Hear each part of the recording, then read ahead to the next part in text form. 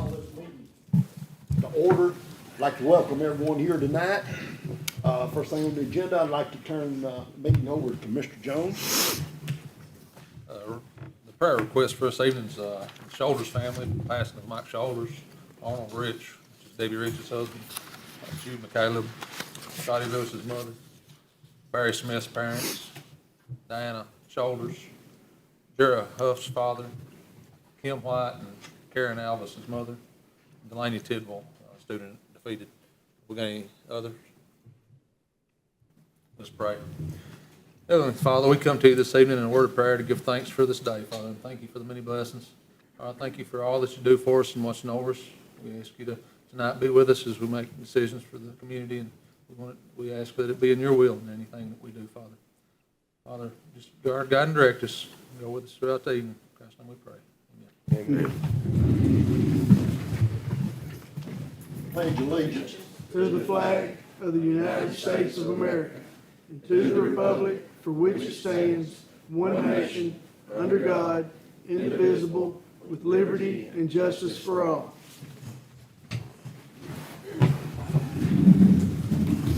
Okay, this is a special call meeting.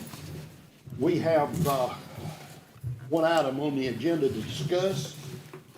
The discussion of engineering study for students and population growth and existing facilities, checklist recommendations, and all complete in one study in order to cut costs. At this time, I'm going to turn this over to Mr. Smith. And you got This is you, showing you some enrollment numbers. That's today. Okay, what's coming around is showing you, roughly we're up about 50 students over the last 2 years. We've probably got about somewhere around 100 on homeschool, which is, we like to have them every one in our school system, but it's probably saving us because of the space. We're not hurting right now. I guess Shane might disagree with that, but as a county, but I think we need to teamwork. We need to be kept up to date on what's going on. And I also need to talk to you. You know, you asked me, I think, and I've been asked before we proceed, and we're at the point we probably need to do a county-wide study, and what that would entertain would be they would go around and show us what our physical facilities capacity, efficiency is, how much we're using, how good a shape our buildings are in. We think they're in good shape, but they get into electrical and plumbing, give us life expectancies. They would make suggestions by looking at growth charts, so where, if we do need a school, where would it be needed at, or schools, that kind of thing. If you remember back when we done the grant, the lighting grant, I think most of y'all was on the board. Mark, I'm not sure you was, and Randy, but I think everybody else. Was you on the lighting? We done the lighting LED grant. No, I don't think so. Came in right on the end of it. But part of that deal was they done, we're hoping, because this number's pretty astronomical, that's the reason I called this meeting, okay? This study can run up toward $200,000, okay? And, but we're gonna have to have it before, I think, we're getting a headway with the public and teamwork with the county and so on, to show that it's not us, it's expert opinions, which I consider the teaching profession expert opinions, but it'll be consist of architects and engineers, and then give us some suggestions, and it'll be unbiased, you know, hopefully. And but we think, though, getting back to the grant, the LED grant, that we can save. You know me, I've tried my best to negotiate with them, and I think we can cut that down as much as half if we provide. We think they can use a whole lot of what Johnson Electronics did on the grant and save a lot of money. And we're hoping. I wanted to give you the highest number, and I think you went ahead sometime back and gave me permission. But I want to make sure you understand it's a pretty good number. Okay. With that being said, and I really appreciate him being here today, Mr. Fonz, I asked you the last minute, about as last we could, and I apologize for that. And I asked Mr. Baden last minute too, and you know, not that we don't exclude the rest of the county, I'm just hearing I'm hearing a lot of rumors and big numbers and crazy numbers, and I wanna hear it, and I thought it would be a good time to fit it in this, and I really appreciate you coming. And Mr. Fisher, here, I appreciate you, I asked you to come, you just, want to get some information, I appreciate you being here. So, at this time, Mr. Potts, and just very informal, I may, you know, I don't know what, if any questions. Mr. Bass is here too. Mr. Bass, I seen you there, I thought you come in on me late, you slipped in. Thank you for being here, but, if you need to ask any or so on, but they'll ask questions here. But just tell us, Mayor Potts, overall, what you see, the projections of apartments, you know, I'm hearing crazy numbers on apartments and townhouses and, you know what I mean? Coach Rankin called me this morning, asking about, throw some numbers together about what's, town is gonna approach with, as far as apartments, townhomes, single-family homes, things of that nature. I do have some plans, it's visuals here, you guys can see those. I will start out with the existing subdivision, Cedarstone out on Charles Ferry Pike. They own 112 acres. They have 19 acres of that approved, which is 34 lots. They have 3 homes complete and sold, families living in them. They have 2 permits pulled and footers forward on those 2.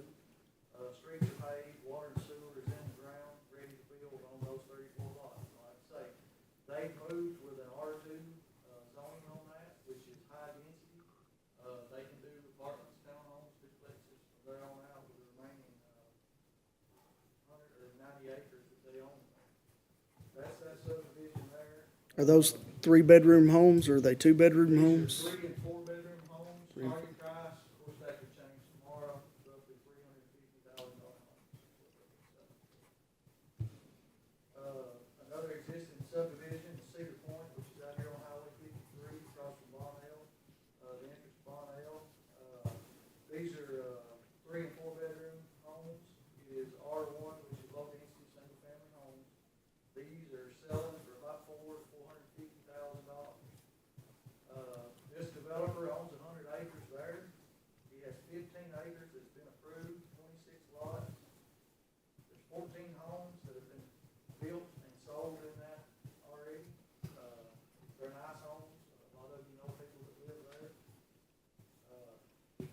I've seen some surveyors up on a part of that property the other day. I'm assuming they're moving along the phase 2. Like I said, he has an additional 5 acres there to do something with. That same developer across the street on the same side as Bonnell owns 105 acres. He has come to Warren City Hall looking to rezone that property to an M1 zoning. What that M1 is it allows single family, multifamily, and commercial uses. So they could have single family homes, they could have apartments, townhomes, things of that nature, duplexes. And where exactly is that now, The Van Robert Gibbs property, to the right of Bonnell Drive? yes. Okay. How many acres, you probably said that? He owns about 105 right there. There's no plans for this right now. He's just looking at rezoning. It has come before the planning commission, and we're investigating that now. Like I say, I don't have any plans for that right now. We do have 2.85 acres out on the east end of Main Street, Candy Ford Commons. This is it has been looked at by our planning commission. They are waiting on a sewer permit from the railroad. What he has here, and I have plans for this, is 26 units of 2 and 3 bedroom apartments. And that railroad permit can come in anytime. These are the same developers that done the Bonnell development, the big $600,000 home right on the main road. When he gets his permit, he'll start building these as soon as possible. That's the 26 units. 26 units right across, used to be Paul's Antiques out on East Main Street. All of you have heard about the Baker property. There's 120 available acres there, 40 of that being industrial, 80 of that being already rezoned to the M1, which is multifamily, single family, commercial.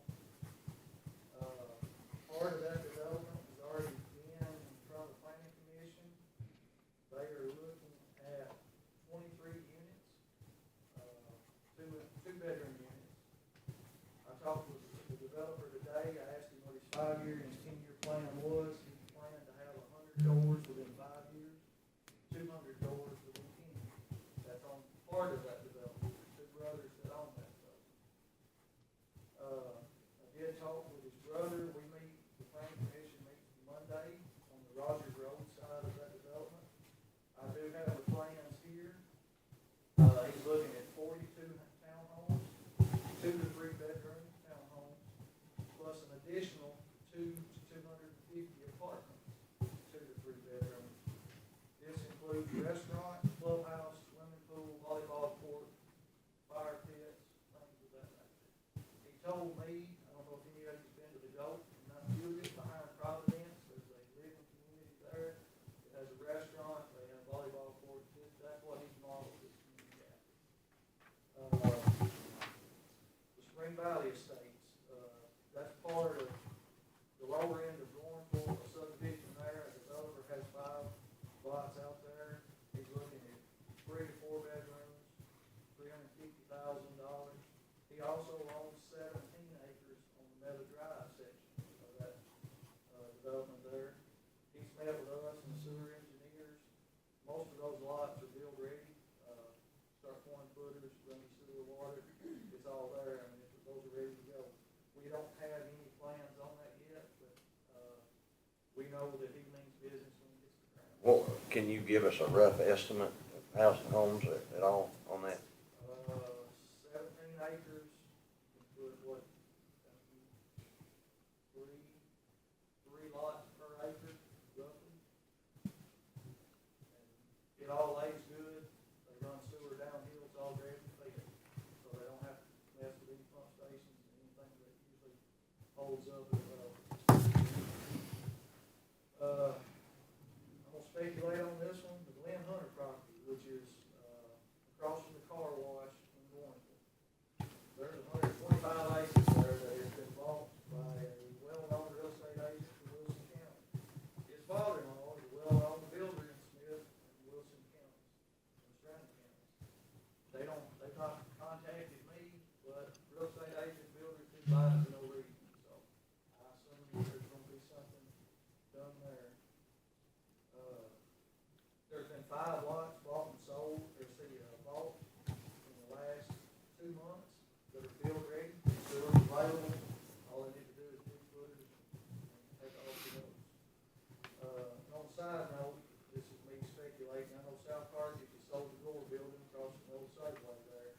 I have heard that there'll be townhomes or apartments put there. I know it's about 2 acres, so I don't know what their, planning and zoning requires, but you can put probably 20 to 25 apartments on that piece of ground there.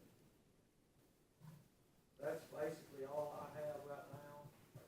There is a lot of available land, it doesn't come cheap. Some of these developers, our prices do not slow them down. Be happy to answer whatever questions you guys have that I could. So is that not counting 125 acres, is approximately pretty serious 500 to 600 doors, units, homes? I just name my head, I mean, it's, I've talked with some of the people that's financing these things, and done some background on it, and, I can't say much about the 300, the big development. I can't say much about it right now, but I think within the next 18 months, we'll have those 49 out of those 2 developments. when you say 49, okay, and I think this is very, Shane and I both, I just made my own up, and it was pretty close to what the state says you use a 1.5 to 2. Luttrell, which is, Mr. Luttrell is director of schools at Wilson County, and I think he said 2's closer, especially in this area, children, school-age children, okay? Now, I know we're not in trouble right now, but we've been told, and I think it's my job to tell you, it's a I believe it's a 2-year to 30-month process to get the permits, all the different, paperwork, and it would take about that long to build. Now, Mr. Litch, I'm gonna call on you, I think if you told me, speaking to you, I asked you as a builder, you told me the average builder probably builds a house a year, you're fast, put one up in 3 or 4 months, you said, I mean, that kind of, you may have been joking, I told you I don't know about building. So. Yeah, I'd say most homes About a year. So if you want a year, but then we talked about apartments, and Shane and I, they go up pretty quick, right? So you kind of see where we're going with this, okay? I don't want to be caught you know, we've had a meeting before, I called a special call meeting, I think the first special meeting I ever had was a special call meeting to make sure we were aware of what's coming. And I think we could see this coming, so I think that's probably one where it's point, we need this study to correlate with your numbers and not just yours, South Carthage and across the county, you know what I mean, I don't wanna leave anybody out, I'm just saying. So, I don't think, obviously it's growing our next interstate, but the whole county is gonna, I feel like, grow, so I feel like it's our job to start planning. But I want you to hear it from Mr. Potts, and I appreciate you being here, that it's real, okay? Shane, where are you at right now, you got a 7 through 12, what kind of shape? Tell us where you're at. High school has grown from 306 to 384 in 2 years. That's TWSAA numbers, so that's why I know those. We've been fortunate, our problem was being our junior high. The worst, in my opinion, the worst part of that is 7 and 8, trying to run 2 schools is boring. You got 180 to 90 kids in 7th and 8th grade alone. The first year or two I was there, we made some changes upstairs. This past year, we moved everybody downstairs, which gave us more room to operate. The way we figured it, you got room to, every room is gone in the school. There's no free rooms at all. You got room to grow in the high school, junior high, there's not. You get 40 to 70 kids, you're gonna be in trouble down there. And then the other big thing is, the thing we see coming is speed bump. We don't have it, we start at 10:30 and we're over at 1, and we're pretty packed all the time. As one leaves, another sets down. So we increased our lunchtime about 30 minutes, this past year. So, I would say our problem is going on. We're gonna see first in our junior high, in our 7th, 8th grade.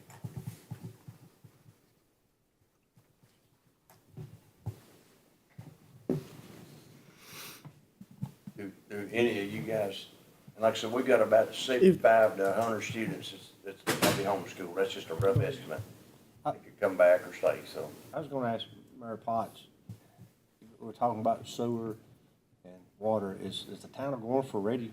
I know you've done a lot of sewer upgrades and stuff like that, but is the town of Gornford ready for this structurally?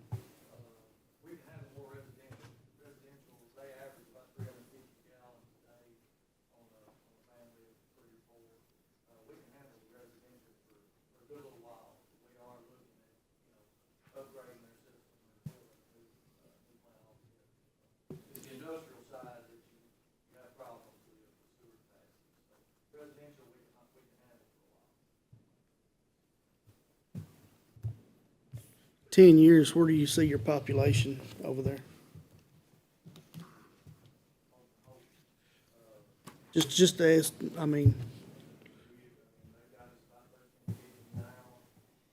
You got 49 apartments, and I told you guys 18 months, I think it'll be 12 months, so 49 units through there.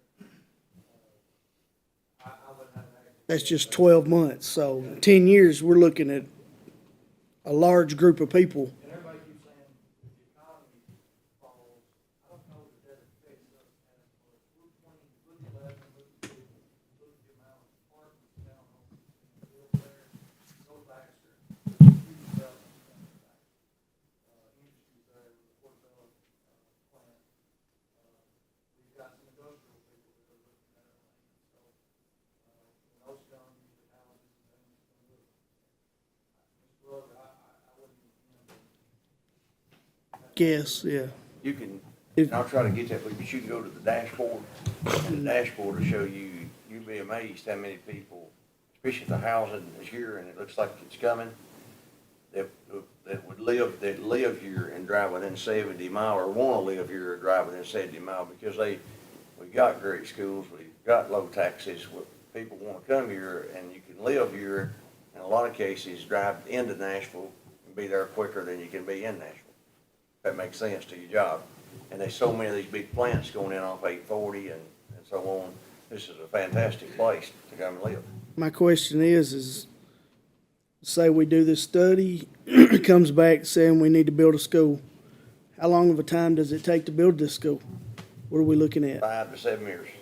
5 to 7 years. So, That's what I've been told by independent architects. say if we had it today, 7 years from now, and we're already looking at a population That's growth. why I think if it takes this study to get rolling, I mean, you know, there'll probably, I hope we're here alive, but there'll probably be a lot of people won't be on the board and be, but I'm telling you guys, you need to do the planning because we should have been farther along we are. I mean, If we're looking at this big of a population growth though, that population growth alone would probably be big enough to build another school by you're itself. gonna have to, he ain't got a choice there, you know. Now, you know, numbers are deceiving. You know what I mean by that? You know, we might have schools that's showing 56, 58% capacity, but they're at 100% usage. Does that make sense? I mean, like, if you've got 2 egg cartons, and I give you 13 eggs, you still gotta use both cartons unless you break an egg. So the egg cartons are being used, they got room to grow within. Does that make sense? Yes. So that's kind of where we're at. You've got, that's like you said, you got room in the high school. And we've got some of these small schools that's got room to grow in those rooms. It might, you know, the public or somebody might look at it and say, well, they're only half full. Well, they are capacity, but usage are at 100%. If you Well, go the- from 35, you get to 36, you gotta have enough teachers. That's what I think people don't. The state understand. requires us to have those extra That's- teachers, When you But got that- 36 or 70, you got the same room. correct? That's in your world. When you get to the elementary, you gotta be at a 20.5 ratio. You built a school before you get to Yeah, and if, that's where it's gonna hit.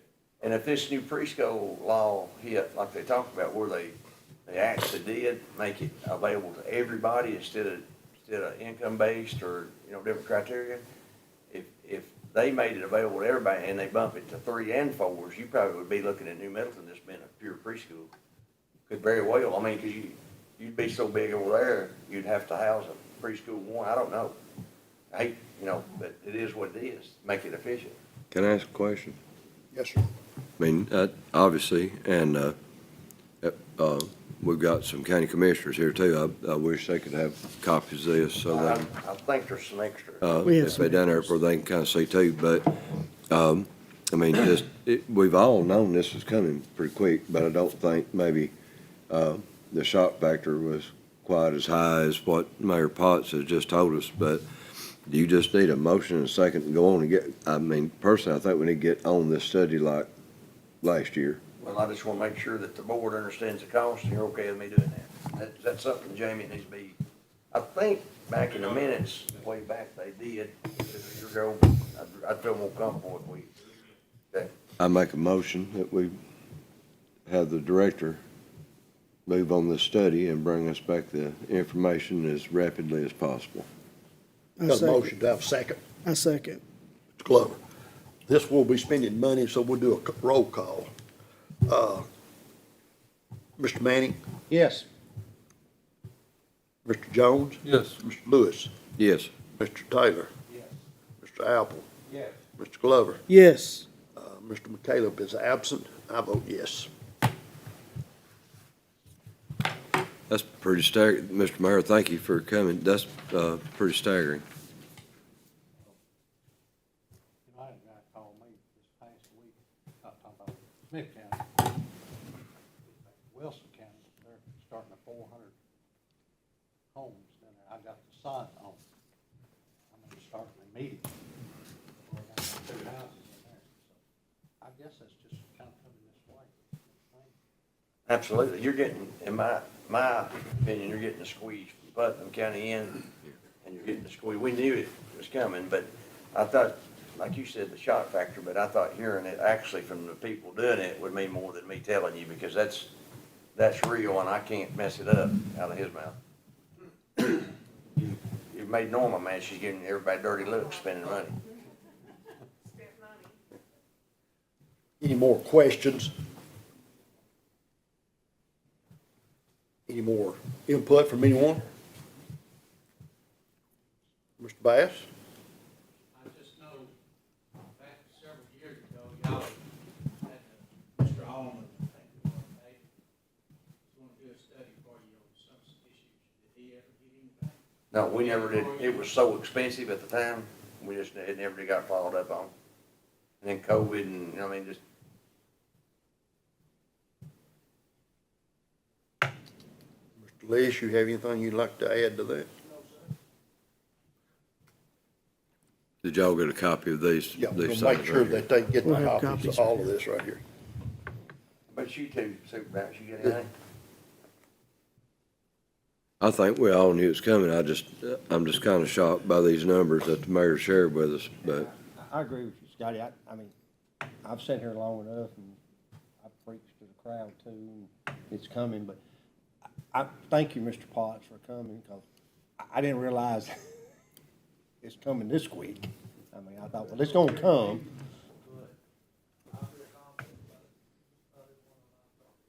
And I'd like to add something, guys, this is one part of the county, okay?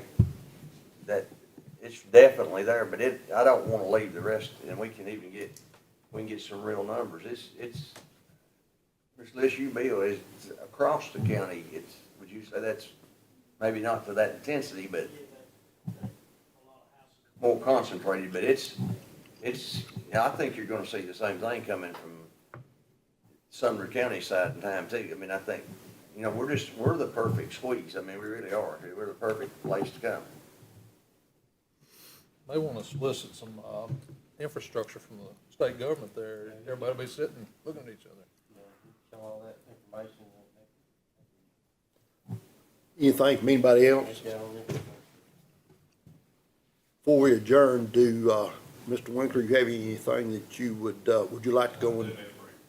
You need to go in the executive session. I'll make a motion, we go into executive session. Do I have a second? second. Second. All in favor?